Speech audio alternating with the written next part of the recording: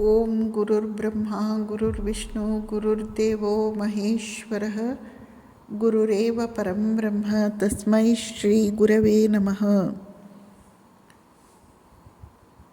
ಪ್ರೀತಿಯ ಬಂಧುಗಳೇ, ಇಂದು ಶ್ರೀ ಚೈತನ್ಯ ಮಹಾಪ್ರಭುವಿನ ಜನ್ಮದಿನ. ಅವರ ಕುರಿತು ಕೆಲವು ಚಿಂತನೆಗಳನ್ನು ನೋಡೋಣ. ಒಬ್ಬ ಯುವ ಸನ್ಯಾಸಿ, ಅವನು ವಾಸವಾಗಿದ್ದುದು ಮೋಕ್ಷಧಾಮ ಪುರಿ ಕ್ಷೇತ್ರ. ಸುನೀಲ ಸಾಗರದ ಅಬ್ಬರದ ಅಲೆಗಳು ತಾಯಿ ಭೂಮಿಯನ್ನು ನಿರಂತರ ಚುಂಬಿಸುತ್ತಾ ಇದ್ದವು. ವಿಶಾಲವಾದ ರಸ್ತೆಗಳು, ಭವ್ಯವಾದ ಶಂಖ ಆಕೃತಿಯಲ್ಲಿ ಇರುವ ಶ್ರೀ ಜಗನ್ನಾಥ ಸ್ವಾಮಿಯ ದೇವಸ್ಥಾನ, ಅವನ ಆಶ್ರಯದಲ್ಲಿನ ಸಂತೃಪ್ತ ಜನಗಳು.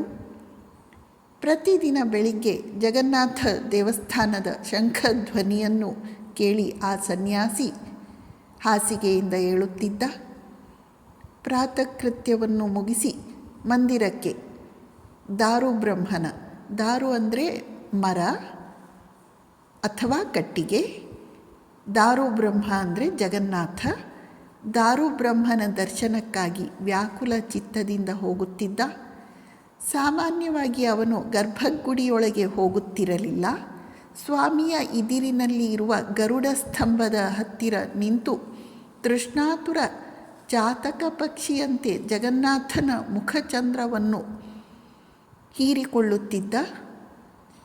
ಮಂದಿರದೊಳಗೆ ಹೋಗುತ್ತಲೇ ಅವನ ಮನಸ್ಸು ಅಂತರ್ಮುಖ ಆಗುತ್ತಿತ್ತು. ಬಾಹ್ಯ ಜಗತ್ತು ವಿಸ್ಮೃತವಾಗಿ ಮನಸ್ಸು ಭಗವಂತನ ಪಾದ ಪದ್ಮಗಳಲ್ಲಿ ಲೀನವಾಗುತ್ತಿತ್ತು.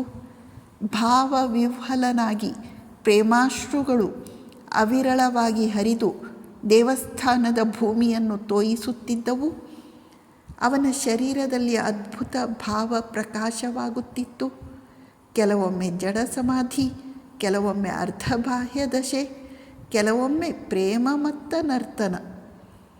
ಆನಂದ ವಿಭೋರನಾಗಿ ಅವನಿಗೆ ಶರೀರದ ಮೇಲೆ ಸ್ವಾಧೀನ ಇರುತ್ತಿರಲಿಲ್ಲ. ಪ್ರಭುವಿನ ನಾಮವನ್ನೂ ಸ್ಪಷ್ಟವಾಗಿ ಉಚ್ಚರಿಸಲು ಆಗುತ್ತಿರಲಿಲ್ಲ. ಜಗನ್ನಾಥ ಎನ್ನುವ ಬದಲು ಜ ಜ ಜ ಎನ್ನುತ್ತಾ ಆನಂದಮತ್ತನಾಗುತ್ತಿದ್ದ. ಯಾವ ಮಟ್ಟದ ಶ್ರದ್ಧಾ ಭಕ್ತಿಗಳಿದ್ದರೆ, ತ್ಯಾಗ ತಪಸ್ಸುಗಳಿದ್ದರೆ ಈ ಬಗೆಯ ಮನಸ್ಥಿತಿಯನ್ನು ತಲುಪಬಹುದು? ವ್ಯಕ್ತಿ ಭಗವದ್ಧ್ಯಾನ ಲೀನನಾಗಿರುವಾಗ ಇಷ್ಟೊಂದು ಬಾಹ್ಯಜ್ಞಾನ ಶೂನ್ಯನಾಗಲು ಸಾಧ್ಯವೇ? ಈ ದೃಶ್ಯ ಒಂದು ದಿನವಲ್ಲ, 2 ದಿನವಲ್ಲ, 12 ವರ್ಷಗಳ ಕಾಲ ಸತತ ನಡೆಯಿತು. ಆ ಯುವ ಸನ್ಯಾಸಿ ಬೇರೆ ಯಾರೂ ಅಲ್ಲ, ಚೈತನ್ಯ ಮಹಾಪ್ರಭು. ಇನ್ನೊಂದು ಘಟನೆ. ಜಗನ್ನಾಥಪುರಿಯ ಜಗನ್ನಾಥ ದೇವಸ್ಥಾನದ ಎದುರು ರಾಜಪಥದಲ್ಲಿ 3 ವಿಶಾಲಕಾಯ ಮನೋಹರ ರಥಗಳು ಸುಸಜ್ಜಿತವಾಗಿ ನಿಂತಿವೆ. 3 ರಥಗಳ ಮೇಲೆ ಶ್ರೀ ಸ್ವಾಮಿ, ಬಲರಾಮ, ಸುಭದ್ರೆಯರು ವಿರಾಜಮಾನರಾಗಿದ್ದಾರೆ. ಲಕ್ಷ ಲಕ್ಷ ಜನ ಸ್ವಾಮಿಯ ದರ್ಶನಕ್ಕಾಗಿ ಮುತ್ತಿಕೊಂಡಿದ್ದಾರೆ. ಮೃದಂಗ, ಕರತಾಲ, ಖೋಲ್ದೊಂದಿಗೆ ಸಂಕೀರ್ತನೆ ಆರಂಭವಾಯಿತು. ಹರಿನಾಮದ ಜಯ ಜಯಕಾರವು ಭೂಮ್ಯಾಕಾಶಗಳಲ್ಲಿ ಪ್ರತಿಧ್ವನಿಸಿತು. ವಿಶಾಲ ಭಕ್ತ ಗಣ ಭಾವಗಂಭೀರ ಕೀರ್ತನೆ, ನೃತ್ಯ ಮತ್ತು ಭಾವಾವೇಶವನ್ನು ಕಂಡು ಜನ ಬೆರಗಾದರು. ಅನಂತ ಸಾಗರದ ಉಚ್ಚ ಗರ್ಜನೆಯೊಂದಿಗೆ ಭಜನೆಯ ಮಹಾಪುರದ ಉಚ್ಚ ಧ್ವನಿ ಒಗ್ಗೂಡಿ ದಾರುಬ್ರಹ್ಮನ ಪುರಿಯನ್ನು ಶಬ್ದಬ್ರಹ್ಮನ ಪುರಿಯನ್ನಾಗಿ ಪರಿವರ್ತಿಸಿತು.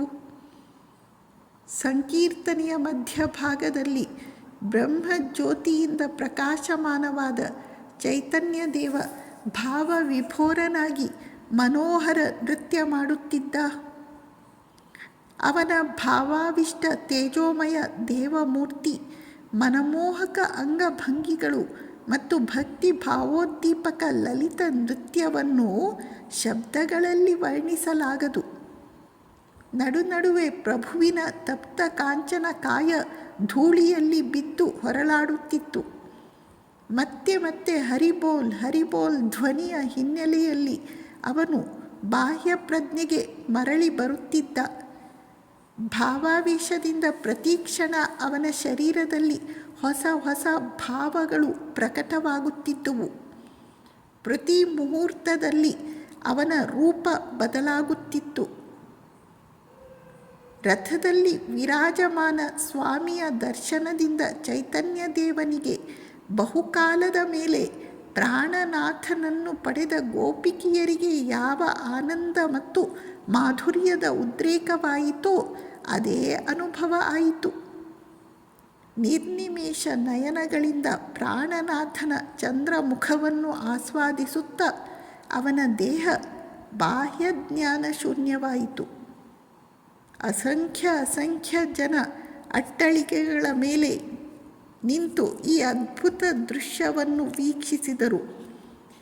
ಈ ದೃಶ್ಯ ಪ್ರತಿ ವರ್ಷ ರಥಯಾತ್ರೆಯಂದು ನಡೆಯಿತು.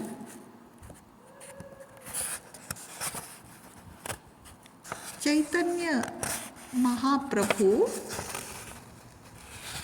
ಜನಿಸಿದ್ದು ಬಂಗಾಳದ ಅಂದಿನ ಸಾಂಸ್ಕೃತಿಕ ರಾಜಧಾನಿ ನವದ್ವೀಪದಲ್ಲಿ. ವಿದ್ಯೆ ಮತ್ತು ಸಂಸ್ಕೃತಿಯ ಕೇಂದ್ರ ಅಷ್ಟೇ ಅಲ್ಲ, ವಾಣಿಜ್ಯ, ಉದ್ಯೋಗ, ಕೃಷಿಯಲ್ಲಿಯೂ ಸಮೃದ್ಧವಾಗಿದ್ದ ನಗರ ನವದ್ವೀಪ. ಅವರು ಜನಿಸಿದ್ದು ಇದೇ ದಿನ, ಹೋಳಿ ಹಬ್ಬ ಹುಣ್ಣಿಮೆ 1485 ಫಾಲ್ಗುಣ ಮಾಸ ಅಂದು ಚಂದ್ರಗ್ರಹಣ ಇತ್ತು. ಆ ದಿನ ನವದ್ವೀಪವನ್ನು ಬೆಳಗುವ ಕಲಿ ಕುಹಕಾಂತಕಾರಿ ಚೈತನ್ಯ ಚಂದ್ರನ ಉದಯ ಆಯಿತು. ತಂದೆ ಶ್ರೀ ಜಗನ್ನಾಥ ಮಿಶ್ರ, ತಾಯಿ ಶ್ರೀಮತಿ ಸಚೀದೇವಿ, ಅಣ್ಣ ವಿಶ್ವರೂಪ ಶಾಂತ, ಬುದ್ಧಿವಂತ, ಅಂತರ್ಮುಖಿ ಬಾಲಕ. ಹುಟ್ಟಿದ ಬಾಲಕನಿಗೆ ವಿಶ್ವಂಭರ ಅಂದರೆ ಚೈತನ್ಯ ಮಹಾಪ್ರಭುವಿಗೆ ವಿಶ್ವಂಭರ ಎಂದು ನಾಮಕರಣ ಮಾಡಲಾಯಿತು. ಚೈತನ್ಯ ಅತ್ಯಂತ ಸುಂದರವಾಗಿದ್ದನು. ಉಜ್ವಲ ಗೌರವರ್ಣದಿಂದ ಕೂಡಿದ ಮನೋಹರ ಕಾಂತಿ ಅವನದು. ಬಲಿಷ್ಠ ಹುಡುಗ, ಬುದ್ಧಿವಂತ ಹುಡುಗ, ಆದರೆ ಅತಿ ಚಂಚಲ. ಬಾಲಕನು ನೀಮ್ ಮರ ಅಂದರೆ ಬೇವಿನ ಮರದ ಕೆಳಗೆ ಜನಿಸಿದ್ದರಿಂದ ಅವನನ್ನು ಪ್ರೇಮದಿಂದ ನಿಮಾಯಿ ಎಂತಲೂ ಕರೆಯುತ್ತಿದ್ದರು. ಬಾಲಕ ಕೆಲವೊಮ್ಮೆ ತಾಯಿ ತಂದೆಯರಿಗೆ ಗೊತ್ತಿಲ್ಲದೆ ಮನೆಯ ದೇವರ ಕೋಣೆಯೊಳಗೆ ಹೋಗಿ ಗಂಧವನ್ನು ಬಳಿದುಕೊಂಡು ಹೂವಿನ ಹಾರವನ್ನು ಕೊರಳಿಗೆ ಧರಿಸಿಕೊಂಡು ತಾನು ಮಾಡಿದ ಸಾಹಸವನ್ನು ತಾಯಿ ತಂದೆಯರಿಗೆ ತೋರಿಸುತ್ತಿದ್ದ. ಊರಿನ ಜನರನ್ನು ಸತಾಯಿಸುವುದೆಂದರೆ ಅವನಿಗೆ ಬಹಳ ಪ್ರೀತಿ. ಅವರು ದೇವರಿಗೆ ಇಟ್ಟಂತಹ ನೈವೇದ್ಯವನ್ನು ಅವರ ಮುಂದೆಯೇ ತೆಗೆದು ತಿನ್ನುತ್ತಿದ್ದನು. ಗಂಗಾ ನದಿ ದಡದಲ್ಲಿ ಜನ ಪೂಜೆ, ಅರ್ಚನೆ, ಪ್ರಾರ್ಥನೆ ಮಾಡುತ್ತಿದ್ದರೆ ಅವರಿಗೆ ತೊಂದರೆ ಕೊಡುತ್ತಿದ್ದ. ಬಗೆಯಾಗಿ ಅಣಕ ವ್ಯಂಗ್ಯವಾಡುತ್ತಿದ್ದ. ಬಲಿಷ್ಠ ಬಾಲಕನನ್ನು ನಿಗ್ರಹಿಸುವುದು ಕಠಿಣವಾಗಿತ್ತು. ಒಂದು ವೇಳೆ ಅವನನ್ನು ಹಿಡಿದರೂ ಅವನು ಚತುರ ಮಾತುಗಳನ್ನಾಡಿ ತಪ್ಪಿಸಿಕೊಳ್ಳುತ್ತಿದ್ದ. ನಿಮಾಯಿಗೆ ಒಂದು ಆಟ ಬಹಳ ಪ್ರಿಯವಾಗಿತ್ತು. ಮಿತ್ರರನ್ನೆಲ್ಲ ಸುತ್ತ ಗೋಲಾಕಾರದಲ್ಲಿ ನಿಲ್ಲಿಸುತ್ತಿದ್ದ. ತಾನು ಮಧ್ಯದಲ್ಲಿ ನಿಂತು ಚಪ್ಪಾಳೆ ತಟ್ಟುತ್ತಾ ಹರಿಬೋಲ್ ಹರಿಬೋಲ್ ಎಂಬ ಮಧುರ ಗಾನವನ್ನು ನುಡಿಸುತ್ತಾ ಅದ್ಭುತ ಕೀರ್ತನವನ್ನು ಮಾಡುತ್ತಿದ್ದ. ಅವನ ಮಿತ್ರರೂ ಅವನನ್ನೇ ಅನುಸರಿಸಿ ಹಾಗೆಯೇ ನೃತ್ಯ ಮಾಡುತ್ತಿದ್ದರು. ಅದನ್ನು ಕಂಡವರು ಮೂಕ ವಿಸ್ಮಿತರಾಗದಿರಲು ಸಾಧ್ಯವಿರಲಿಲ್ಲ. ಈ ಆಟ ನಿಮಾಯಿಯ ಬಾಲ್ಯದಲ್ಲೇ ಮುಗಿದು ಹೋಗಲಿಲ್ಲ. ಜೀವನವಿಡೀ ಈ ಆಟ ಇನ್ನೂ ಅದ್ಭುತವಾಗಿ ಭವ್ಯವಾಗಿ ಮುಂದುವರಿಯಿತು. ಬಾಲಕ 8 ವರ್ಷದವನಾಗಿದ್ದಾಗ ಅವನ ಅಣ್ಣ ವಿಶ್ವರೂಪ ಸನ್ಯಾಸಿಯಾಗಿ ಹೋಗುತ್ತಾನೆ. ಬಾಲಕ ನಿಮಾಯಿಯ ಮೇಲೆ ಇದು ಗಾಢವಾದ ಪ್ರಭಾವವನ್ನು ಬೀರುತ್ತದೆ. ತಂದೆಯ ಮರಣ ಅಂತಹ ಇನ್ನೊಂದು ಘಟನೆ. ಅವನ ಚಂಚಲ ಬಾಲಿಶ ಸ್ವಭಾವದಲ್ಲಿ ತಂದೆಯ ಮರಣದಿಂದ ದೊಡ್ಡ ಪರಿವರ್ತನೆ ಉಂಟಾಯಿತು. ಅವನು ಧೀರನಾದ, ಗಂಭೀರನಾದ, ಕರ್ತವ್ಯನಿಷ್ಠನಾದ. ನವದ್ವೀಪ ಆ ದಿನಗಳಲ್ಲಿ ನವ್ಯ ನ್ಯಾಯಶಾಸ್ತ್ರಕ್ಕೆ ಬಹಳ ಪ್ರಸಿದ್ಧವಾಗಿತ್ತು. ಪ್ರತಿಭೆಯಿಂದ ಕೂಡಿದ ನಿಮಾಯಿ ಏಕಾಗ್ರತೆಯಿಂದ ನವ್ಯ ನ್ಯಾಯವನ್ನು ಓದಿ ತನ್ನ 16ನೆಯ ವಯಸ್ಸಿಗೆ ಅಧ್ಯಾಪಕನಾಗಿ ದೊಡ್ಡ ಕೀರ್ತಿಯನ್ನು ಗಳಿಸಿದ. ನ್ಯಾಯ ಚರ್ಚೆಯಲ್ಲಿ, ಶಾಸ್ತ್ರಾರ್ಥವಾದದಲ್ಲಿ ಇವನನ್ನು ಸೋಲಿಸುವವರೇ ಇರಲಿಲ್ಲ. ಅವನ ಅಭಿಮಾನ, ಹೆಮ್ಮೆಯೂ ಮಿತಿಮೀರಿತು. ಹೀಗಿರುವಾಗ 20ನೆಯ ವಯಸ್ಸಿನಲ್ಲಿ ಅವನು ಗಯಾ ಕ್ಷೇತ್ರಕ್ಕೆ ಹೋದ. ಅಲ್ಲಿ ಹಿರಿಯರಿಗೆ ಪಿಂಡ ಪ್ರದಾನ ಮಾಡಿದನು. ಅಲ್ಲಿ ಶ್ರೀ ಮಾಧವೇಂದ್ರ ಪುರಿಯವರ ಶಿಷ್ಯರಾದ ಈಶ್ವರ ಪುರಿಯವರ ಸಹವಾಸ ದೊರೆಯಿತು. ಅದು ಅವನ ಮನಸ್ಸಿನ ಮೇಲೆ ಆಳವಾದ ಪರಿಣಾಮವನ್ನು ಉಂಟು ಮಾಡಿತು. ಶಾಸ್ತ್ರ, ಚರ್ಚೆ, ತರ್ಕ, ವಿತರ್ಕ, ಜಯ, ಹೆಸರು, ಕೀರ್ತಿ, ಬಿರುದು, ಬಾವಲಿಗಳೆಲ್ಲ ಸಪ್ಪೆ ಎನ್ನಿಸತೊಡಗಿತು. ಅಧ್ಯಯನ, ಅಧ್ಯಾಪನದ ಪ್ರಚಂಡ ಆಸಕ್ತಿ ಇದ್ದಕ್ಕಿದ್ದಂತೆ ಕಡಿಮೆಯಾಯಿತು. ಭಗವತ್ ತತ್ವವನ್ನು ಆಲಿಸುತ್ತಾ ಎದೆಯೊಳಗೆ ಪ್ರೇಮದ ಕಿಡಿ ಹೊತ್ತಿಕೊಂಡಿತು. ಈಶ್ವರ ಪುರಿಯವರಿಂದ ಕೃಷ್ಣ ಮಂತ್ರ ದೀಕ್ಷೆಯನ್ನು ಪಡೆದು ಸಾಧನೆ, ಭಜನೆಯಲ್ಲಿ ಮುಳುಗಿದನು. ಮನೆಗೆ ಮರಳಿ ಬಂದಾಗ ಅವನು ಬೇರೆಯೇ ವ್ಯಕ್ತಿಯಾಗಿದ್ದ. ಅವನ ಶಾಲೆ ಮುಚ್ಚಿ ಹೋಯಿತು. ಅಧ್ಯಾಪನವನ್ನು ನಿಲ್ಲಿಸಿದನು. ಇಡೀ ಸಮಯವನ್ನು ಪೂಜೆ, ಅರ್ಚನೆ, ಜಪ, ಧ್ಯಾನದಲ್ಲಿ ಕಳೆಯತೊಡಗಿದನು. ರಾತ್ರಿಯೂ ಸಾಧನೆ, ಭಜನೆಗಳಲ್ಲಿ ಲೀನನಾಗಿರುತ್ತಿದ್ದ. ಜನರೊಂದಿಗೆ ಭೇಟಿ ನಿಂತಿತು. ಯಾವಾಗಲೂ ಏಕಾಂತದಲ್ಲಿ ತಮ್ಮ ಭಾವದಲ್ಲಿ ತಾವು ಮುಳುಗಿರುತ್ತಿದ್ದ. ಭಗವತ್ ಭಾವದಲ್ಲಿ 16 ಆಣೆ ಮುಳುಗಿಬಿಟ್ಟ.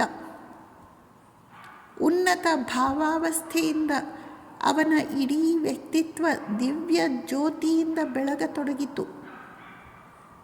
ಅನೇಕ ಭಕ್ತರು ಬಳಿ ಸಾರಿದರು. ಈ ವೇಳೆಗೆ ಸಮಾಜದಲ್ಲಿ ಚೈತನ್ಯ ದೇವನಿಂದ ಹೊಸ ಆಂದೋಲನ ಪ್ರಾರಂಭವಾಯಿತು. ಅದು ಭಕ್ತಿ ಪಂಥದ ಆಂದೋಲನ. ಅದು ಭಗವನ್ನಾಮ ಸಂಕೀರ್ತನೆಯ ಮೂಲಕ ಜೀವನ ಪರಿವರ್ತನೆಯ ಆಂದೋಲನ. ಈಗ ಅವರ ಶಿಷ್ಯರಾಗಿ ಠಾಕೂರ್ ಹರಿದಾಸ್ ಮತ್ತು ಪ್ರಭುಪಾದ ನಿತ್ಯಾನಂದ ಇವರಿರುವರು ಪ್ರವೇಶ ಮಾಡ್ತಾರೆ. ನವದ್ವೀಪದ ಗಲ್ಲಿ ಗಲ್ಲಿಗಳಲ್ಲಿ ಭಜನೆಯ ಮಹಾಪ್ರವಾಹ ಪ್ರವಹಿಸತೊಡಗಿತು. ಪ್ರತಿದಿನ ಸಾಯಂಕಾಲ ತುಪ್ಪದಿಂದ ಸಾವಿರಾರು ದೀವಟಿಕೆಗಳನ್ನು ಹಚ್ಚಿದರೂ ಉತ್ತಮ ವಾದಕರ ಜೊತೆಗೂಡಿ ಖೋಲ್, ಕರತಾಲ, ಮೃದಂಗ ಸಹಿತವಾಗಿ ಭಕ್ತರಿಂದ ಪರಿವೃತರಾಗಿ ನೃತ್ಯ ಗೀತೆಗಳನ್ನು ಹಾಡುತ್ತಾ ನಿಮಾಯಿ ನವದ್ವೀಪದ ರಸ್ತೆಗಳಲ್ಲಿ ಸಂಚರಿಸುತ್ತಿದ್ದ. ಆ ಮಹಾ ಸಂಕೀರ್ತನೆಯ ಧ್ವನಿ ಗಗನವನ್ನು ಭೇದಿಸುತ್ತಿತ್ತು. ಸಾವಿರಾರು ಜನ ಮತ್ತರಾಗಿ ಕುಣಿಯುತ್ತಾ ಹಾಡುತ್ತಾ ನೆಲದಲ್ಲಿ ಹೊರಳಾಡುತ್ತಿದ್ದರು. ಅಲ್ಲಿ ಉಚ್ಚ ನೀಚರೆಂಬ ಪಂಡಿತ ಪಾಮರರೆಂಬ ಭೇದ ಭಾವವಿರಲಿಲ್ಲ. ಆ ದಿವ್ಯ ದೃಶ್ಯವನ್ನು ನೋಡಿ ಭೂಮಿಯಲ್ಲಿ ದೇವರಾಜ್ಯ ಅವತರಿಸಿದೆ ಎಂದು ಅನ್ನಿಸುತ್ತಿತ್ತು. ಜೀವರ ಉದ್ಧಾರಕ್ಕಾಗಿ ಭಗವಂತನ ಕರುಣೆಯೇ ಈ ದಿವ್ಯೋಪಮ ಮಾನವ ರೂಪವನ್ನು ತಾಳಿ ಬಂದಿದೆಯಲ್ಲ ಎನ್ನಿಸುತ್ತಿತ್ತು. ಆ ಹರಿಬೋಲ್ ಧ್ವನಿ ಜನರ ಕಲ್ಮಶಗಳನ್ನು ದೂರ ಮಾಡಿ ಅವರನ್ನು ಪ್ರೇಮ ಸಾಗರದಲ್ಲಿ ಮುಳುಗಿಸುತ್ತಿತ್ತು. ಶ್ರೀ ಗೌರಾಂಗನು ಪ್ರೇಮಧನವನ್ನು ಸಕಲರಲ್ಲೂ ವಿತರಿಸುತ್ತಿಹನು. ಶ್ರೀ ಗೌರಾಂಗನು ಪ್ರೇಮಧನವನ್ನು ಸಕಲರಲ್ಲೂ ವಿತರಿಸುತ್ತಿಹನು.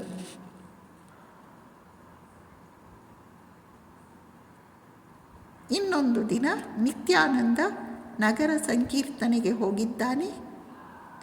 ದಾರಿಯಲ್ಲಿ ಇಬ್ಬರು ಅಣ್ಣ ತಮ್ಮಂದಿರು. ಅವರ ಹೆಸರು ಜಗಾಯಿ ಮತ್ತು ಮದಾಯಿ. ಅವರು ನಗರ ರಕ್ಷಕರು,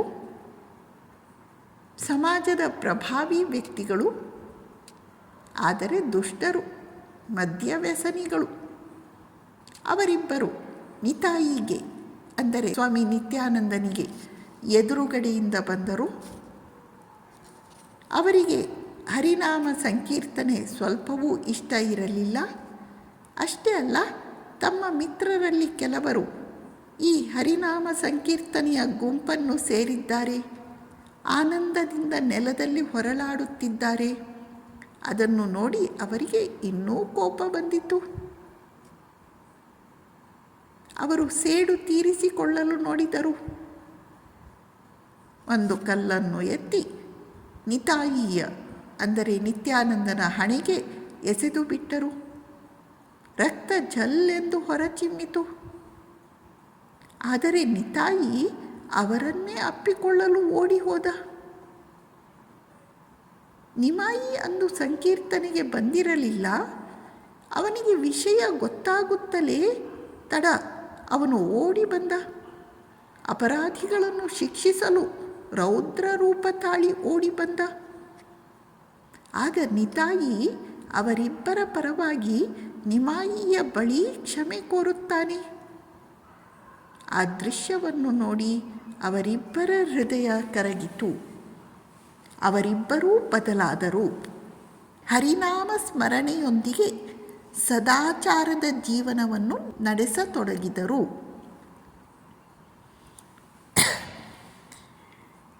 ನಿಮಾಯಿ ಗಮನಿಸುತ್ತಾನೆ, ಬಹುತೇಕ ಜನ ಭಗವನ್ನಾಮವನ್ನೇನೋ ಹೇಳುತ್ತಿದ್ದಾರೆ, ಆದರೆ ಹೃದಯದಲ್ಲಿ ಪ್ರೇಮ ಇಲ್ಲ.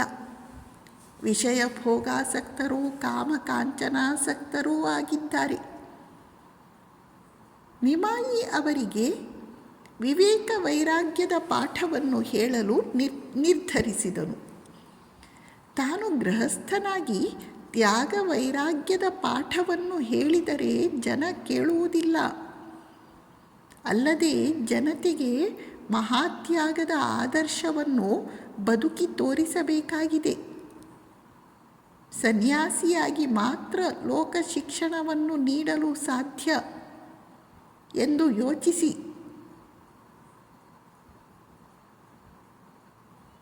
ನಿಮಾಯಿ ತಾಯಿ, ಯುವ ಪತ್ನಿ ಮತ್ತು ಭಕ್ತರಿಗೆ ಉಂಟಾಗಲಿರುವ ದುಃಖವನ್ನು ನೆನೆದೂ ಮನಸ್ಸನ್ನು ನಡುಗಿಸದೆ ಧರ್ಮಗ್ಲಾನಿ, ಸಮಾಜದ ದುರವಸ್ಥೆ ಮತ್ತು ಜನಸಾಮಾನ್ಯರ ದುಃಖ ದುರ್ದಶೆಗಳನ್ನು ದೂರ ಮಾಡಲು ಸನ್ಯಾಸಿಯಾಗಲು ತೀರ್ಮಾನವನ್ನು ಮಾಡಿದ. ಒಂದು ನಡುರಾತ್ರಿ ಎಲ್ಲರೂ ಮಲಗಿರುವಾಗ ನಿತ್ಯ ಸತ್ಯವನ್ನರಸಲು ಎಚ್ಚರ ಬುದ್ಧಿಯಿಂದ ಕೂಡಿದ ನಿಮಾಯಿ ಮನೆ ಬಿಟ್ಟು ಹೊರಟೇ ಹೋದ.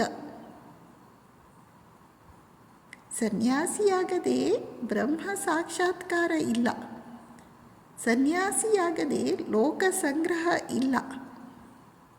ಅನಾದಿ ಕಾಲದಿಂದ ಮಾನವ ಮಂಗಲಕ್ಕಾಗಿ ತಮ್ಮ ಹೃದಯದ ನೆತ್ತರನ್ನು ಬಸಿದ ಮಹಾನುಭಾವರೆಲ್ಲ ಸನ್ಯಾಸಿ ಶ್ರೇಷ್ಠರಾಗಿದ್ದರು. ಕ್ರಿಸ್ತ, ಪೀಟರ್, ಯಾಜ್ಞವಲ್ಕ್ಯ, ಬುದ್ಧ, ಶಂಕರ, ರಾಮಾನುಜ ಇತ್ಯಾದಿ. ನಿಮಾಯಿ ನೇರವಾಗಿ ಕಟಾವಾ ಎಂಬಲ್ಲಿ ಶ್ರೀಮತ್ ಸ್ವಾಮಿ ಕೇಶವ ಭಾರತಿಯವರ ಆಶ್ರಮಕ್ಕೆ ಹೋದನು. ಅವನ ಬಳಿ ಇದ್ದುದು ಎರಡೇ ವಸ್ತುಗಳು: ಶರೀರದ ಮೇಲೊಂದು ವಸ್ತ್ರ, ನಾಲಿಗೆಯ ಮೇಲೆ ನಾಮ. ಗುರು ಬಗೆಯಾಗಿ ಪ್ರಶ್ನಿಸಿ ಪರೀಕ್ಷಿಸಿ ಅವನ ದೃಢ ನಿರ್ಧಾರವನ್ನು ಕಂಡು ಸನ್ಯಾಸಕ್ಕೆ ಅನುಮತಿಯನ್ನು ಇತ್ತನು. ಪವಿತ್ರವಾದ ಹೋಮಾಗ್ನಿಯನ್ನು ಹೊತ್ತಿಸಲಾಯಿತು. ಎದುರುಗಡೆ ಶಿಷ್ಯೋತ್ತಮ ವಿಶ್ವಂಭರ ಮಿಶ್ರ, ಈ ಕಡೆ ಬ್ರಹ್ಮಜ್ಞ ಯತಿರಾಜ ಕೇಶವ ಭಾರತಿ. ಬ್ರಹ್ಮವಿದ್ಯೆಯ ಪ್ರಚಾರ ಮತ್ತು ಸನಾತನ ವೈದಿಕ ವಿದ್ಯೆಯ ಪ್ರಚಾರಗೈಯಲು ಆತ್ಮವಿದ ಮಹರ್ಷಿಯೇ ಕೇಶವ ಭಾರತೀಯ ರೂಪದಲ್ಲಿ ಅವತರಿಸಿದಂತಿತ್ತು. ಗುರುವಿನ ಅನುಗ್ರಹದಿಂದ ಸನ್ಯಾಸ ವ್ರತ ದೀಕ್ಷೆಯಾಗಿ ವಿಶ್ವಂಭರ ಮಿಶ್ರ ಶ್ರೀಕೃಷ್ಣ ಚೈತನ್ಯ ಭಾರತಿ ಆದರು. ಇದು ಚೈತನ್ಯ ಮಹಾಪ್ರಭುವಿನ ಜೀವನದ ಮೊದಲ 24 ವರ್ಷಗಳು. ಅವರು ಬದುಕಿದ್ದುದು ಇನ್ನೂ 24 ವರ್ಷಗಳು, ಒಟ್ಟು 48 ವರ್ಷಗಳು. ಅವರ ಜೀವನದ ಎರಡನೇ ಭಾಗದಲ್ಲಿ ಮೊದಲ 6 ವರ್ಷಗಳು ಧರ್ಮ ಪ್ರಚಾರ ಕಾರ್ಯಕ್ಕಾಗಿ ಅವರು ಕೈಗೊಂಡಂತಹ ಪ್ರವಾಸಗಳು ಅಥವಾ ತೀರ್ಥಯಾತ್ರೆ. ಮುಂದಿನ 18 ವರ್ಷಗಳು ಅವರು ಜಗನ್ನಾಥಪುರಿಯಲ್ಲಿ ವಾಸವಾಗಿದ್ದರು. ಆ 18 ವರ್ಷಗಳಲ್ಲಿ ಮೊದಲ 6 ವರ್ಷ ಶಿಷ್ಯರನ್ನು ತರಬೇತುಗೊಳಿಸಿ ಭಕ್ತಿಪಂಥಕ್ಕೆ ದೃಢ ಬುನಾದಿಯನ್ನು ಹಾಕಿಕೊಟ್ಟರು. ಕೊನೆಯ 12 ವರ್ಷ ಅವರು ಪುರಿಧಾಮದಲ್ಲಿ ತೀವ್ರ ವಿರಹಾವಸ್ಥೆಯಲ್ಲಿ, ರಾಧಾಭಾವದಲ್ಲಿ ಅಭೂತಪೂರ್ವ ಗಂಭೀರ ಸಾಧನೆಯಲ್ಲಿ ತೊಡಗುತ್ತಾರೆ. ಹೀಗೆ ಅವರು 48 ಸಂವತ್ಸರಗಳನ್ನು ಇಹಲೋಕದಲ್ಲಿ ಕಳೆದರು. ಸನ್ಯಾಸವಾದ ಮೇಲೆ ಅವರು ಕೆಲವು ದಿನ ಶಾಂತಿಪುರದ ಅದ್ವೈತ ಗೋಸ್ವಾಮಿಯ ಮನೆಯಲ್ಲಿ ಇದ್ದು ಬಳಿಕ ಜಗನ್ನಾಥಪುರಿಯೆಡೆಗೆ ನಡೆದುಕೊಂಡು ಹೊರಟರು. ತನ್ನ ಬಹುಕಾಲದ ಇಚ್ಛೆ ಈಡೇರುತ್ತಲಿದೆ. ಆನಂದವೋ ಆನಂದ. ಚೈತನ್ಯ ದೇವ ದಾರುಬ್ರಹ್ಮನ ಸುಂದರ ಮೂರ್ತಿ ದರ್ಶನ ಮಾಡಿ ತನ್ನ ಪ್ರಿಯತಮನ ಪಾದ ಪದ್ಮಗಳಲ್ಲಿ ತಲೆಯೊರಗಿಸಿ ಬಾಹ್ಯಜ್ಞಾನ ಶೂನ್ಯನಾದ. ಅವನ ಶರೀರ ನೆಲದ ಮೇಲೆ ಉರುಳಿದ್ದನ್ನು ಆಗ ಅಲ್ಲಿ ಇದ್ದಂತಹ ಒರಿಸ್ಸಾದ ರಾಜನ ಆಸ್ಥಾನ ಪಂಡಿತ ವಾಸುದೇವ ಸಾರ್ವಭೌಮ ನೋಡಿದ. ಅಪೂರ್ವ ಕಾಂತಿಯಿಂದ ಕೂಡಿದ ಆ ಯುವ ಸನ್ಯಾಸಿಯನ್ನು ತನ್ನ ಮನೆಗೆ ಕರೆದುಕೊಂಡು ಹೋದ. ತನ್ನ ಮನೆಯಲ್ಲೇ ಇರಿಸಿಕೊಂಡ. ಜಗನ್ನಾಥ ದರ್ಶನ, ಸಮುದ್ರ ಸ್ನಾನ, ಮಹಾಪ್ರಸಾದದ ಭಿಕ್ಷೆ, ಭಜನೆ, ಸಂಕೀರ್ತನೆ, ಧ್ಯಾನ, ತಪಸ್ಸಿನಲ್ಲಿ ಮುಳುಗಿದ ಸನ್ಯಾಸಿಯ ಜೀವನ ಹಲವು ತಿಂಗಳು ಆನಂದದಿಂದ ಕಳೆಯಿತು. ಹೀಗೆ ಅವರು ಕೆಲವು ಕಾಲ ಕಳೆದ ಮೇಲೆ ದಕ್ಷಿಣ ಭಾರತದ ತೀರ್ಥ ದರ್ಶನಕ್ಕಾಗಿ ಹೊರಟರು. ಸಾಮಾನ್ಯ ಸಾಧಕ ಚಿತ್ತ ಚಾಂಚಲ್ಯ ಕ್ಷೀಣತೆಗಾಗಿ ತೀರ್ಥಯಾತ್ರೆಯನ್ನು ಮಾಡುತ್ತಾನೆ. ಆದರೆ ಚೈತನ್ಯ ದೇವನಂತಹ ಮಹಾನುಭಾವರು ಧರ್ಮ ಪ್ರಸಾರಾರ್ಥವಾಗಿ, ಲೋಕ ಸಂಗ್ರಹಾರ್ಥವಾಗಿ ತೀರ್ಥ ಭ್ರಮಣವನ್ನು ಮಾಡಿದರು. ಊರುಗಳಲ್ಲಿ ಸನ್ಯಾಸಿ ನಾರಾಯಣ ಮೂರ್ತಿಯ ತೇಜೋನ್ವಿತ ಮುಖಮಂಡಲ, ಅಲೌಕಿಕ ಭಾವಾವೇಶವನ್ನು ಕಂಡು ಜನ ಅಸಂಖ್ಯ ಸಂಖ್ಯೆಯಲ್ಲಿ ಮುತ್ತಿಕೊಂಡರು. ಅಸಂಖ್ಯರು ಅವರ ಆಶೀರ್ವಾದ ಹಾಗೂ ಉಪದೇಶಗಳಿಂದ ಪಾವನರಾದರು. ಆಯಾ ಕ್ಷೇತ್ರಗಳಲ್ಲಿನ ವಿದ್ವಾಂಸರು ಮತ್ತು ಜ್ಞಾನಿಗಳೊಂದಿಗೆ ಶಾಸ್ತ್ರ ಚರ್ಚೆಯನ್ನು ಮಾಡಿದರು. ತೀರ್ಥಪೂಜೆ, ಅರ್ಚನೆ, ಪ್ರದಕ್ಷಿಣೆ, ಭಜನೆ, ಸಂಕೀರ್ತನೆಗಳನ್ನು ಮಾಡಿದರು. ಜನರಲ್ಲಿ ಭಗವನ್ನಾಮದ ರುಚಿಯನ್ನು ಬಿತ್ತಿದರು. ವಿದ್ಯಾಪುರ, ತಿರುಪತಿ, ಶ್ರೀರಂಗಂ, ಶ್ರೀಶೈಲ, ಕಾಂಚಿ, ಮಧುರೈ, ರಾಮೇಶ್ವರ, ಕನ್ಯಾಕುಮಾರಿ, ಪದ್ಮನಾಭ ಕ್ಷೇತ್ರ, ಶೃಂಗೇರಿ, ಉಡುಪಿ, ಪಾಂಡವಪುರ, ದಂಡಕಾರಣ್ಯ, ಗಿರಿನಾರ್ ಮಾರ್ಗವಾಗಿ ಯಾತ್ರೆಯನ್ನು 2 ವರ್ಷಗಳಲ್ಲಿ ಮುಗಿಸಿ ಪುರಿಯನ್ನು ತಲುಪಿದರು. ಈ ಸಂದರ್ಭದಲ್ಲಿ ಅವರ ಬಳಿಗೆ ಕೊನೆಯವರೆಗೆ ಇರುವಂತಹ 2 ಅಂತರಂಗ ಶಿಷ್ಯರು ಆಗಮಿಸುತ್ತಾರೆ. ಅವರು ರಾಮಾನಂದರಾಯ್ ಮತ್ತು ಬ್ರಹ್ಮಚಾರಿ ದಾಮೋದರ ಸ್ವರೂಪ. ಇಬ್ಬರು ಭಕ್ತಿಶಾಸ್ತ್ರದ ಪ್ರಕಾಂಡ ಪಂಡಿತರು, ಪರಮ ತಪಸ್ವಿಗಳು, ಸಾಧಕರು. ಚೈತನ್ಯ ದೇವರಲ್ಲಿ ಆಳವಾದ ನಿಷ್ಠೆಯನ್ನಿಟ್ಟು ಅವರ ಆಧ್ಯಾತ್ಮಿಕ ಭಾವಗಳೊಂದಿಗೆ ಸಮಸಮವಾಗಿ ಸ್ಪಂದಿಸಿದವರು. ಹಲವು ತಿಂಗಳು ಪುರಿಯಲ್ಲಿದ್ದು ಚೈತನ್ಯ ದೇವ ಉತ್ತರ ಭಾರತದ ಪರಿಭ್ರಮಣಕ್ಕೆ ಹೊರಟರು. ಈ ಕಡೆಯಿಂದ ಪ್ರಭುಪಾದ ನಿತ್ಯಾನಂದರು ಚೈತನ್ಯ ಪ್ರಭುವಿನ ಇಚ್ಛೆಯನ್ನು ಶಿರೋಧಾರ್ಯವಾಗಿಸಿಕೊಂಡು ಬಂಗಾಳದಾದ್ಯಂತ ಆಚಂಡಾಲಾದಿಯಾಗಿ ಎಲ್ಲರಲ್ಲಿ ಭಕ್ತಿ ಮತ್ತು ಹರಿನಾಮವನ್ನು ವಿತರಣೆ ಮಾಡುತ್ತಾ ಧರ್ಮ ಪ್ರಚಾರ ಕಾರ್ಯವನ್ನು ಮಾಡಿದರು. ಅಂದು ಬಂಗಾಳ ಸುವರ್ಣಮಯವಾಗಿತ್ತು. ಐಶ್ವರ್ಯ, ವಿದ್ಯೆ, ಸಂಸ್ಕೃತಿಯ ಭಂಡಾರವಾಗಿತ್ತು. ಆದರೆ ಅವುಗಳ ನಡುವಿನಿಂದ ನುಗ್ಗಿದ್ದ ಧರ್ಮಗ್ಲಾನಿ ಮತ್ತು ಸಾಮಾಜಿಕ ಅವನತಿಯ ಕಾಳಿಕೆಯನ್ನು ತೊಡೆದು ಹಾಕುತ್ತಾ ಸಮಾಜಕ್ಕೆ ಭಗವದಭಿಮುಖ ತಿರುವನ್ನು ನೀಡುವ ಪ್ರಯತ್ನವನ್ನು ಪ್ರಭುಪಾದ ನಿತ್ಯಾನಂದರು ಯಶಸ್ವಿಯಾಗಿ ಮಾಡಿದರು. ಚೈತನ್ಯನ ಉತ್ತರ ಭಾರತ ಯಾತ್ರೆಯ ಸಂದರ್ಭದಲ್ಲಿ ಅವರ ಶಿಷ್ಯರಾಗಿ ಸೇರಿಕೊಂಡವರು 2. ಬಂಗಾಳದ ರಾಮಕೇಲಿಯ ನವಾಬ ಹುಸೇನ ಶಾಹನ ಮಂತ್ರಿ ದಬೀರ್ ಖಾಸ್ ಮತ್ತು ಅವನ ತಮ್ಮ ಶಾಕೀರ್ ಮಲ್ಲಿಕ್. ಚೈತನ್ಯ ದೇವರು ಇವರಿಗೆ ಕೊಟ್ಟ ಹೆಸರು ಕ್ರಮವಾಗಿ ಸನಾತನ ಗೋಸ್ವಾಮಿ ಮತ್ತು ರೂಪ ಗೋಸ್ವಾಮಿ.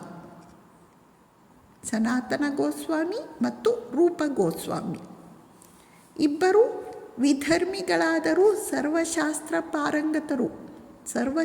ಪಾರಂಗತರು, ದೇವದ್ವಿಜ ಸೇವಾಪರಾಯಣರು, ನಿಷ್ಠಾವಂತ ಭಗವದ್ಭಕ್ತರು, ಪಾವನಚರಿತರು, ಬೃಂದಾವನವನ್ನು ಪುನರುತ್ಥಾನಗೈದ ಆಚಾರ್ಯ ಪುರುಷರು. ಅವರಿಬ್ಬರೂ ರಾಜವ್ಯವಹಾರ ಮತ್ತು ಗೃಹಸ್ಥಾಶ್ರಮವನ್ನು ತ್ಯಾಗ ಮಾಡಿ ಗುರು ಪದಾಶ್ರಿತರಾದರು. ಹೀಗೆ ಚೈತನ್ಯ ಮಹಾಪ್ರಭು ಅವರಿಬ್ಬರಿಗೂ ಯೋಗ್ಯ ಅಧಿಕಾರಿ ಎಂದು ಬಗೆದು ಭಕ್ತಿಶಾಸ್ತ್ರದ ಶ್ರೇಷ್ಠ ತತ್ವವನ್ನು, ಸಾಧ್ಯ ಸಾಧನೆಯ ರಹಸ್ಯವನ್ನು ಉಪದೇಶಿಸಿದರು. ಅವರಿಬ್ಬರನ್ನು ಚೈತನ್ಯ ಪ್ರಭು ಭಕ್ತಿ ಮಾರ್ಗದ ಪ್ರಧಾನ ಆಚಾರ್ಯರನ್ನಾಗಿ, ಪ್ರಚಾರಕರನ್ನಾಗಿ ಮತ್ತು ಸಂರಕ್ಷಕರನ್ನಾಗಿ ತರಬೇತುಗೊಳಿಸಿದರು. 2 ಸೋದರರು ವ್ರಜಮಂಡಲದಲ್ಲಿ ಇದ್ದು ಲುಪ್ತ ತೀರ್ಥಗಳನ್ನು ಉದ್ಧಾರ ಮಾಡಿದರು. ಶುದ್ಧ ಭಕ್ತಿಯನ್ನು ಪ್ರಚಾರ ಮಾಡಿ ತಾಪತ್ರಯಗ್ರಸ್ತ ಮಾನವರಿಗೆ ಶಾಂತಿ ಲಾಭದ ಸುಲಭ ದಾರಿಯನ್ನು ತೋರಿಸಿಕೊಟ್ಟರು. ಚೈತನ್ಯ ದೇವರ ಉತ್ತರ ಭಾರತದ ತೀರ್ಥಯಾತ್ರೆ ಅತ್ಯಂತ ಕಠಿಣವಾಗಿತ್ತು. ಕಾಡಿನ ಮರದಡಿಯಲ್ಲಿ ಧುನಿಯ ಬಳಿಯಲ್ಲಿ ಎಷ್ಟೋ ರಾತ್ರಿಗಳು ಕಳೆದವು. ಕಾಡು ಮಾರ್ಗದಲ್ಲಿ ಸರಿಯಾದ ಆಹಾರವಿರಲಿಲ್ಲ. ಕಾಡು ಜನ ಅವರ ಪ್ರೇಮದಿಂದ ಪ್ರಭಾವಿತರಾದರು. ಯಾತ್ರೆಗೈಯುತ್ತಾ ಅವರು ಬೃಂದಾವನವನ್ನು ತಲುಪಿದಾಗ ಮಾತ್ರ ಅವರ ಭಾವ ವಿಭೋರತೆಯನ್ನು, ಆನಂದವನ್ನು ಕೇಳಲೇಬೇಡಿ. ಪುರಿಯಲ್ಲಿ ಅವರಿಗೆ ಯಾವ ಭಾವಾವೇಶ ಉಂಟಾಗುತ್ತಿತ್ತೋ ಅದು ಬೃಂದಾವನದಲ್ಲಿ 1,00,000 ಪಟ್ಟು ಹೆಚ್ಚಾಯಿತು. ಹಿಂದೆ ಅವರು ಬೃಂದಾವನದ ಹೆಸರು ಕೇಳಿಯೇ ಭಾವ ವಿಹ್ವಲರಾಗುತ್ತಿದ್ದರು. ಈಗ ಅಲ್ಲಿಯೇ ಇರುವಾಗ ಏನು ಕೇಳುತ್ತೀರಿ? ಚರಾಚರವೆಲ್ಲವೂ ಕೃಷ್ಣಮಯವಾಗಿ ಗೋಚರಿಸಿ ಬಾಹ್ಯ ಜ್ಞಾನ ಶೂನ್ಯರಾದರು.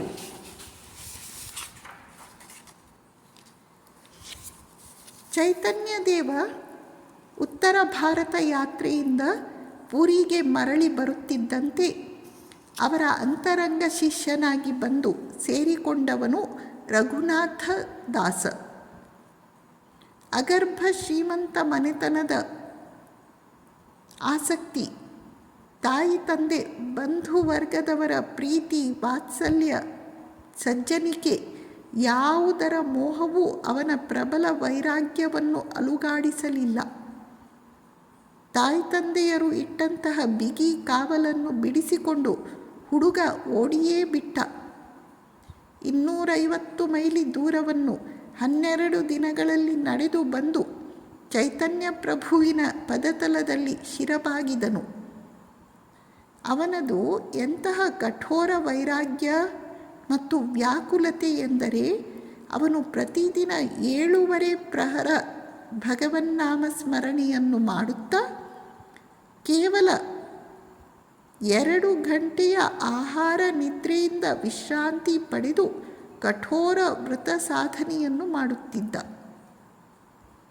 ಮೊದಮೊದಲು ಪುರಿ ಜಗನ್ನಾಥ ಸ್ವಾಮಿಯ ಸಿಂಹದ್ವಾರದ ಬಳಿ ನಿಂತು ಯಾತ್ರಿಗಳು ಕೊಟ್ಟ ಜಗನ್ನಾಥ ಪ್ರಸಾದವನ್ನಷ್ಟೇ ಸ್ವೀಕರಿಸುತ್ತಿದ್ದವನು ಕ್ರಮೇಣ ಅದನ್ನೂ ಬಿಟ್ಟು ಪಶು ಪಕ್ಷಿಗಳಿಗೆಂದು ಹಾಕಿದಂತಹ ದೇವಸ್ಥಾನದ ಕೊಳೆತ ಪ್ರಸಾದವನ್ನು ಚೆನ್ನಾಗಿ ತೊಳೆದು ಅದನ್ನು ತನ್ನ ಇಷ್ಟ ದೇವತೆಗೆ ಸಮರ್ಪಿಸಿ ಸ್ವೀಕರಿಸತೊಡಗಿದ. ಚೈತನ್ಯನಿಂದ ದೀಕ್ಷಿತರಾದಂತಹ 6 ಪ್ರಮುಖ ವೈಷ್ಣವ ಆಚಾರ್ಯರಲ್ಲಿ ಈ ರಘುನಾಥದಾಸನು ಒಬ್ಬ. ಇವರ ಶಿಷ್ಯರೇ ಕೃಷ್ಣದಾಸ ಕವಿರಾಜ. ಅವರು ರಚಿಸಿದ ಚೈತನ್ಯ ಚರಿತಾಮೃತ ಗ್ರಂಥ ಚೈತನ್ಯ ದೇವನ ಜೀವನ ಚರಿತ್ರೆಯ ಕುರಿತಾದ ಪ್ರಧಾನ ಆಕರ ಗ್ರಂಥ. ಅಂದಿನ ಕಾಲದ ಖ್ಯಾತ ಸಂತರಾದ ವಲ್ಲಭಾಚಾರ್ಯರು ಈ ಯುವ ಸನ್ಯಾಸಿಯಿಂದ ಪ್ರಭಾವಿತರಾದರು. ಮಂಡಲೇಶ್ವರರಾದ ಶ್ರೀಮತ್ ಪ್ರಕಾಶಾನಂದ ಸರಸ್ವತಿ ಮೊದಲು ಅದ್ವೈತ ಚಿಂತನೆಯ ಪ್ರಭಾವದಿಂದ ಚೈತನ್ಯರ ಭಕ್ತಿ ಪಂಥವನ್ನು ತೀವ್ರವಾಗಿ ಖಂಡಿಸಿದವರು ಘೋರ ತರ್ಕಯುದ್ಧದಲ್ಲಿ ಚೈತನ್ಯ ದೇವರ ಮಾತುಗಳಿಂದ ಪರಿವರ್ತನೆಯಾದರು. ಚೈತನ್ಯ ದೇವರು ವಿಶಾಲ ಭಾರತ ಭೂಮಿಯ 3/4 ಭಾಗವನ್ನು ಕಾಲ್ನಡಿಗೆಯಲ್ಲಿ ಸಂಚರಿಸಿ ನಾಸ್ತಿಕತೆ ಮತ್ತು ಅಧರ್ಮವನ್ನು ದಮನ ಮಾಡುತ್ತಾ ವೈದಿಕ ಧರ್ಮ ಮತ್ತು ಭಗವತ್ ಭಕ್ತಿಯನ್ನು ಪ್ರಚಾರ ಮಾಡಿದರು. ಅವರ ಆಗಮನದಿಂದ ಬಂಗಾಳದ ಆಧ್ಯಾತ್ಮಿಕ ಕ್ಷಿತಿಜವೇ ಬದಲಾಯಿತು. ಅವರ ಪ್ರೇಮ ಪ್ರವಾಹಕ್ಕೆ ಯಾವ ಇತಿಮಿತಿಗಳಿರಲಿಲ್ಲ. ಸಾಧು ಅಸಾಧು, ಹಿಂದೂ ಮುಸಲ್ಮಾನ, ಪವಿತ್ರ ಅಪವಿತ್ರ, ವೇಶ್ಯೆ ಪತಿತೆ ಎಲ್ಲರೂ ಅವರ ಪ್ರೇಮದಲ್ಲಿ ಭಾಗಿಗಳಾಗಿದ್ದರು. ಭಕ್ತಿಯ ಪರಾಕಾಷ್ಠೆಯನ್ನು ಜಗತ್ತಿಗೆ ಪರಿಚಯಿಸಿಕೊಟ್ಟಂತೆ ಚೈತನ್ಯ ದೇವರು ಸರ್ವಶ್ರೇಷ್ಠ ಸನ್ಯಾಸ ಆದರ್ಶದ ಪರಾಕಾಷ್ಠೆಯನ್ನು ಜಗತ್ತಿಗೆ ತೋರಿಸಿಕೊಟ್ಟರು. ಸನ್ಯಾಸದ ನಿಯಮಗಳನ್ನು ಅವರು ಅದೆಷ್ಟು ಕಠೋರವಾಗಿ ಪಾಲಿಸುತ್ತಿದ್ದರು. ಸನ್ಯಾಸಿಯಾದವನು ಕನಸಿನಲ್ಲೂ ಸ್ತ್ರೀಯನ್ನು ನೋಡಬಾರದು. ಸ್ತ್ರೀಯ ಒಂದು ಮರದ ಗೊಂಬೆಯನ್ನು ಕಾಲಿನಿಂದಲೂ ಸ್ಪರ್ಶಿಸಬಾರದು. ಸನ್ಯಾಸಿಯಾದವನು ಯಾವ ಕಾರಣಕ್ಕೂ ಹಣವನ್ನೂ ಸ್ಪರ್ಶಿಸಬಾರದು. ಈ 2 ನಿಯಮಗಳನ್ನು ಚೈತನ್ಯದೇವ 100ಕ್ಕೆ 100 ಪಾಲಿಸಿದರು. ಅವರಿಗೆ ರಾಜನ ಆಶ್ರಯವಿದ್ದರೂ ಪರಮ ನಿರ್ವಿಕಾರಿ ಸನ್ಯಾಸಿಯಾಗಿ ಅವರು ರಾಜನಿಗೆ ಹೇಳಿ ತನ್ನ ಅಥವಾ ತನ್ನ ಪ್ರಿಯ ಭಕ್ತರ ಕೆಲಸವನ್ನು ಮಾಡಿಸಬಹುದಾದ ಎಷ್ಟೋ ಸಂದರ್ಭಗಳು ಒದಗಿ ಬಂದರೂ ಅವರು ಅದನ್ನು ಮಾಡಲೇ ಇಲ್ಲ. ಅವರ ಜೀವನ ಅದೆಷ್ಟು ಸರಳವಾಗಿತ್ತು. ಮಲಗಲು ಯಾವಾಗಲೂ ಒಂದು ಬಗೆಯ ಎಲೆಯ ಒರಟು ಚಾಪೆ, ಭಿಕ್ಷಾನ್ನಕ್ಕೆ ಜಗನ್ನಾಥನ ಮಹಾಪ್ರಸಾದ, ಅದು 4 ಪೈಸೆಯನ್ನು ಮೀರಬಾರದು ಎಂಬ ನಿಯಮ ಬೇರೆ. ಸನ್ಯಾಸಿಯಾಗಿ ಅವರು ದೇಹ ಸುಖದ ಕಡೆಗೆ ಒಂದು ಹನಿ ಗಮನವನ್ನೂ ಕೊಟ್ಟವರಲ್ಲ. ಸನ್ಯಾಸಿಯಾಗಿ ಅವರು ವಸ್ತುವನ್ನು ಸಂಗ್ರಹ ಮಾಡುತ್ತಿರಲಿಲ್ಲ. ಶಿಷ್ಯ ಗೋವಿಂದ ಮರುದಿನ ಪ್ರಭುವಿನ ಮುಖ ಶೌಚಕ್ಕಾಗಿ ಎಂದು ಅರ್ಧ ಅರಳೆಕಾಯಿಯನ್ನು ತನ್ನೊಡನೆ ಸಂಗ್ರಹಿಸಿ ಇಟ್ಟಿದ್ದಕ್ಕಾಗಿ ಸಂಗ್ರಹ ಧರ್ಮವನ್ನಾಚರಿಸುವ ನೀನು ಗೃಹಸ್ಥನಾಗಲು ಸರಿ, ಸನ್ಯಾಸಿಯಾಗಲು ಯೋಗ್ಯನಲ್ಲ ಎಂದು ಅವನಿಗೆ ಸನ್ಯಾಸವನ್ನು ನೀಡದೆ ಗೃಹಸ್ಥ ಭಕ್ತನಾಗುವಂತೆ ಹೇಳಿ ಮನೆಗೆ ಕಳುಹಿಸಿಕೊಟ್ಟರು. ಶಿಷ್ಯ ಸನಾತನನ ಹತ್ತಿರ ದುಬಾರಿ ಬೋಟಿಯಾ ಕಂಬಳಿ ಇರುವುದನ್ನು ಪ್ರಭು ದುರುಗುಟ್ಟಿ ನೋಡಿದ. ಸನಾತನನಿಗೆ ವಿಷಯ ಅರ್ಥವಾಯಿತು. ಅವನು ಅದನ್ನು ಒಬ್ಬ ಭಿಕ್ಷುಕನಿಗೆ ಕೊಟ್ಟು ಅವನ ಹರಕಲು ದಟ್ಟವನ್ನು ತಾನು ತೆಗೆದುಕೊಂಡ. ಪ್ರಭು ತಮ್ಮ ಪ್ರಸಾದವನ್ನು ಪಾದೋದಕವನ್ನು ಒಬ್ಬರಿಗೂ ನೀಡುತ್ತಿರಲಿಲ್ಲ. ರಾತ್ರಿ ಇಡೀ ಸಾಧನೆ ಭಜನೆಯಿಂದ ಅವರ ಶರೀರದಲ್ಲಿ ಅದೆಷ್ಟು ವಾಯು ಪ್ರಕೋಪವಾಗುತ್ತಿತ್ತು. ಅದರ ಉಪಶಮನಕ್ಕಾಗಿ ಅವರು ಎಣ್ಣೆಯನ್ನು ಬಳಸುವಂತೆ ಶಿಷ್ಯರು ಏನೇನು ಉಪಾಯ ಮಾಡಿದರೂ ಅದು ಫಲಿಸಲಿಲ್ಲ. ಕೊನೆಯ ವರ್ಷಗಳಲ್ಲಿ ಭಗವದ್ಭಾವದ ಆಘಾತದಿಂದ ಆಹಾರ ನಿದ್ರೆಗಳಲ್ಲಿ ಏರುಪೇರಾಗಿ ಅವರ ಶರೀರ ಅದೆಷ್ಟು ಕ್ಷೀಣ ದುರ್ಬಲವಾಗಿತ್ತು. ಆದರೆ ಅವರಿಗೆ ಅದಾವುದರ ಕಡೆಗೆ ಕಿಂಚಿತ್ತೂ ಗಮನವಿರಲಿಲ್ಲ. ತಮ್ಮ ನಾಲಿಗೆಯ ಮೇಲೆ ಅವರಿಗೆ ಅದೆಂತಹ ಸಂಯಮವಿತ್ತು. ಗುರು ವಾಸುದೇವ ಸಾರ್ವಭೌಮರು ಅವರನ್ನು ತಮ್ಮ ವೇದಾಂತ ವಿದ್ಯಾರ್ಥಿಯಾಗಿ ಸ್ವೀಕರಿಸುವ ಮೊದಲು ಅವರ ಸಂಯಮವನ್ನು ಪರೀಕ್ಷಿಸಲು ನಾಲಿಗೆಯ ಮೇಲೆ ಸಕ್ಕರೆಯನ್ನು ಹಾಕಿದರೆ ಅದು ಒಂದಿನಿತೂ ಒದ್ದೆಯಾಗಲಿಲ್ಲ. ಪರಮ ಭಗವತ್ ಪ್ರೇಮದೊಂದಿಗೆ ಅತಿ ಕಠಿಣ ಪರಿಪೂರ್ಣ ವಿಷಯ ತೃಷ್ಣಾತ್ಯಾಗ, ಇದನ್ನು ಚೈತನ್ಯದೇವ ತನ್ನ ಹಾಗೂ ತನ್ನ ಶಿಷ್ಯರ ಜೀವನದ ಮೂಲಕ ತೋರಿಸಿಕೊಟ್ಟಿದ್ದಾರೆ. ಅವರ ಜೀವನದ ಕೊನೆಯ 12 ವರ್ಷ ನಮ್ಮ ಊಹೆಗೂ ಮೀರಿದ್ದು. ಸಾರ್ವಜನಿಕ ಜೀವನದಿಂದ ಪೂರ್ಣವಾಗಿ ಹಿಂದಕ್ಕೆ ಸರಿದು ಪರಿಪೂರ್ಣವಾಗಿ ಏಕಾಂತ ಸಾಧನೆಯಲ್ಲಿ, ರಾಧಾಭಾವ ಸಾಧನೆಯಲ್ಲಿ ಮುಳುಗಿ ಪ್ರೇಮಾಭಕ್ತಿಯ ಚರಮಾದರ್ಶ ಗೋಪಿ ಪ್ರೇಮ ರಹಸ್ಯವನ್ನು ಬದುಕಿ ತೋರಿಸಿದರು. ಬಾಹ್ಯ ಜಗತ್ತಿನೊಂದಿಗೆ ಅವರಿಗೆ ಸಂಪರ್ಕವೇ ಇರಲಿಲ್ಲ. ಅವರ ಮನಸ್ಸು ಸೂಕ್ಷ್ಮ ಭಾವಲೋಕದಲ್ಲಿ ಎತ್ತರ ವಿಹರಿಸತೊಡಗಿತು. ಅಹೇತುಕ ಭಕ್ತಿಯನ್ನು, ರಸಸ್ವರೂಪ ಭಗವಂತನ ಮಾಧುರ್ಯವನ್ನು ಜಗತ್ತಿಗೆ ಪರಿಚಯಿಸಲು ಈ ಅಂತ್ಯಲೀಲೆ. ಲೋಕಚಕ್ಷುಗಳಿಗೆ ಅಗಮ್ಯವಾದ ಆ ಗಂಭೀರ ಸಾಧನಾ ಗುಹೆಯೊಳಗೆ ಈರ್ವರಿಗೆ ಮಾತ್ರ ಪ್ರವೇಶಕ್ಕೆ ಅವಕಾಶ. ದಾಮೋದರ ಸ್ವರೂಪ ಮತ್ತು ರಮಾನಂದರಾಯಿ ಇಬ್ಬರಿಗೆ ಮಾತ್ರ ಚೈತನ್ಯ ಮಹಾಪ್ರಭುವನ್ನು ಸಮೀಪಿಸುವ ಅವಕಾಶ. ಹಗಲಿಡೀ ವಿವಿಧ ಭಾವಗಳ ಬಿರುಗಾಳಿಗೆ ತಮ್ಮನ್ನು ತೆರೆದುಕೊಂಡ ಮನಬುದ್ಧಿಗಳು ರಾತ್ರಿ ಇಡೀ ಮುಚ್ಚಿದ ಕುಟೀರದೊಳಗೆ ಆ ಈರ್ವರೊಂದಿಗೆ ತಮ್ಮ ಅಮೂಲ್ಯ ಭಾವರಾಜ್ಯವನ್ನು ತೆರೆದುಕೊಳ್ಳುತ್ತಿದ್ದರು. ಅವುಗಳ ವಿವೇಚನೆಯೂ ನಮ್ಮ ಸಾಮರ್ಥ್ಯವನ್ನು ಮೀರಿತ್ತು. ಎಂತೆಂತಹ ದೈವೀ ಭಾವೋನ್ಮತ್ತ ಮಹಾಭಾವದ ಅವಸ್ಥೆಗಳನ್ನು ಅವರು ಅನುಭವಿಸಿದರೆಂದು ಹೇಳುವುದೂ ಕಠಿಣ, ಅರ್ಥ ಮಾಡಿಕೊಳ್ಳುವುದೂ ಕಠಿಣ. ಒಂದು ದಿನ ಸಮುದ್ರ ಸ್ನಾನಕ್ಕೆ ಎಂದು ಹೋದ ಚೈತನ್ಯ ದೇವ ಅಲ್ಲೊಂದು ದೊಡ್ಡ ಬೆಟ್ಟವನ್ನು ನೋಡಿ ಅದನ್ನು ಗೋವರ್ಧನವೆಂದು ಬಗೆದು ಮತ್ತನಾಗಿ ಓಡಿ ಹೋಗಿ ಅದರ ಶಿಖರವನ್ನು ತಲುಪಿ ಸಮಾಧಿಸ್ಥನಾದನು. ಅವರ ಶರೀರದಲ್ಲಿ ಉಚ್ಚ ಕೋಟಿಯ ಅದ್ಭುತ ಸಾತ್ವಿಕ ಭಾವಗಳೆಲ್ಲ ವ್ಯಕ್ತವಾಗುತ್ತಿದ್ದವು.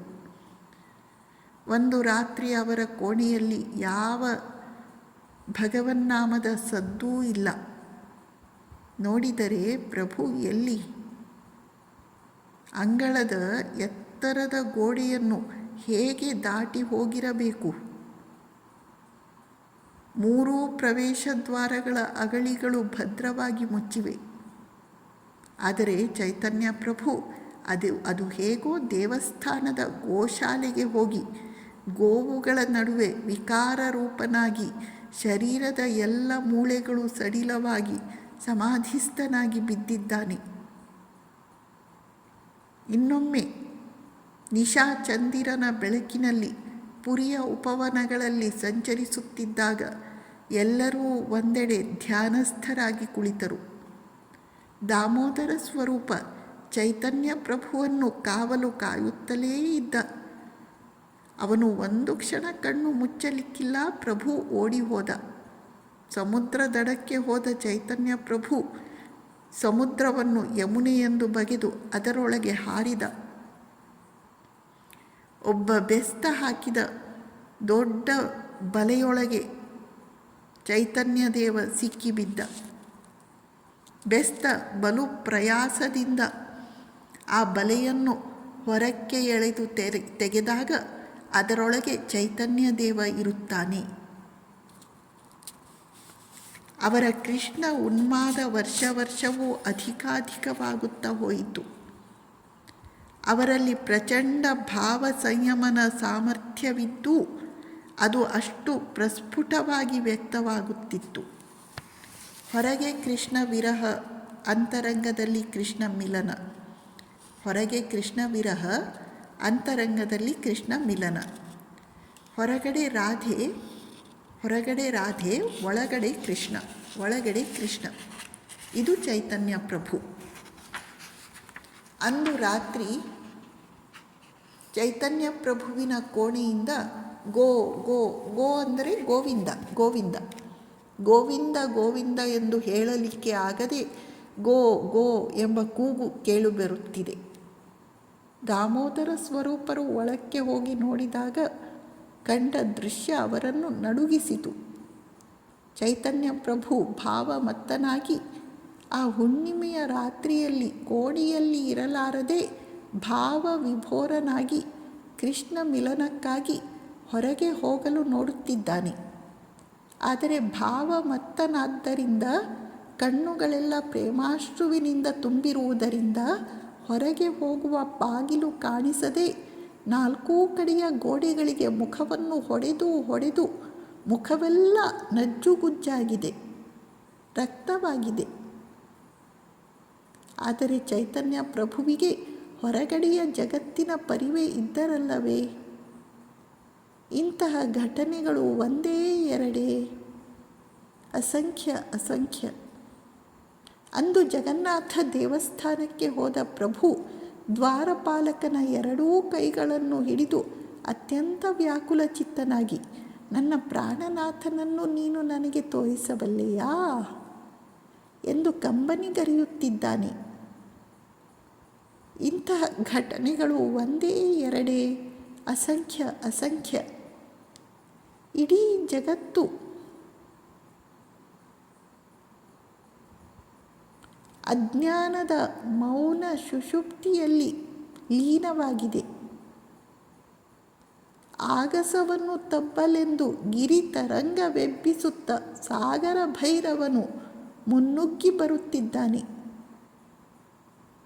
ಭೂಮಿ ತಾಯಿ ರಜನಿಯ ಮುಸುಕನ್ನು ಧರಿಸಿ ಮುಂಬರುವ ಧನ್ಯತೆಯ ದಿನಗಳಿಗಾಗಿ ಸಿದ್ಧತೆಯನ್ನು ಮಾಡುತ್ತಿದ್ದಾಳೆ.